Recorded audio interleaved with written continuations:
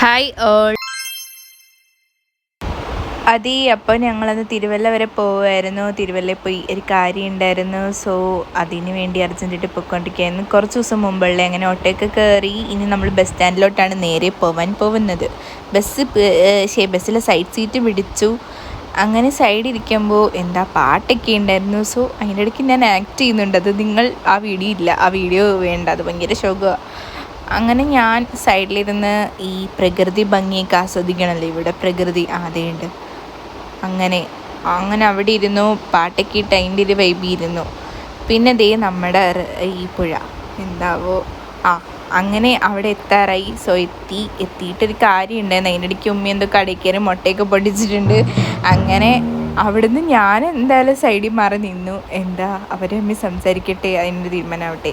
അതെല്ലാം കഴിഞ്ഞു. പിന്നെ നല്ല വെയിലൊക്കെ ഉണ്ടായിരുന്നു. കണ്ടോ എൻ്റെ മുഖം കണ്ടോ? എന്താണ് ഇങ്ങനെ ഒരു എക്സ്പ്രഷൻ? ഈ വീട് കണ്ടോ? ഇത് ഭയങ്കര ഒരു എസ്തെറ്റിക്കലി. അങ്ങനെ എനിക്ക് പിക്കെടുക്കണം എന്നുണ്ടായിരുന്നു. പക്ഷേ എനിക്ക് വിശന്നിട്ട് വയ്യ. സോ ഞങ്ങൾ ഫുഡ് കഴിക്കാൻ കയറി ഒരു ക്വാർട്ടർ മന്തി വാങ്ങിക്കാമെന്ന് വിചാരിച്ച് മന്തി കഴിച്ചു. വിശന്ന് ടേസ്റ്റാണ്. പക്ഷേ ഇതെനിക്ക് മന്തി ഇട്ട് തോന്നിയില്ല. എന്നാലും കുഴപ്പമില്ല, കൊള്ളാം. അങ്ങനെ മാന്നാറിലാണ് ഈ ഒരു ഷോപ്പ്. പക്ഷേ ബാക്കി ഫുഡൊക്കെ അടിപൊളിയാണ് കേട്ടോ. ഞാൻ കഴിച്ചൊന്നുമില്ല, പക്ഷെ നല്ല ഇതുണ്ടായിരുന്നു, ഒരു സ്മെല്ലൊക്കെ ഉണ്ടായിരുന്നു. എന്തായാലും അങ്ങനെ അവിടെ തന്നത് ഈ ഒരു കൊച്ചിനെ കണ്ടോ, തിരിച്ച് കാണിച്ച് വേറെ കൊച്ചൊക്കെ തന്നെ ഇറങ്ങിപ്പോയി അവിടുന്ന്.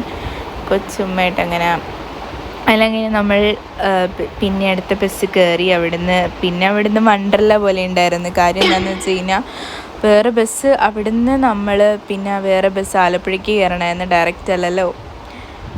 അങ്ങനെ ബസ്സിൽ കയറി എങ്ങനെയോ ഇരുന്നു. ഇനിയും ബസ് ഇടയ്ക്ക് നിർത്തുന്നുണ്ട്. അങ്ങനെ പിന്നെയും നമ്മളൊന്ന് എത്തണം. പിന്നെ ഇനി അടുത്ത ഞാൻ എന്താ പരിപാടി എന്നാലോചിച്ച് ആലപ്പുഴയിൽ ജ്യൂസൊക്കെ കുടിച്ചു. പിന്നെ നമ്മൾ സ്റ്റൈൽ യൂണിയനിൽ പോയി ഡ്രസ്സൊക്കെ നോക്കണമെന്നുണ്ടായിരുന്നു. സോ ജസ്റ്റ് കയറി നോക്കി, കളക്ഷനൊക്കെ തീർന്നു.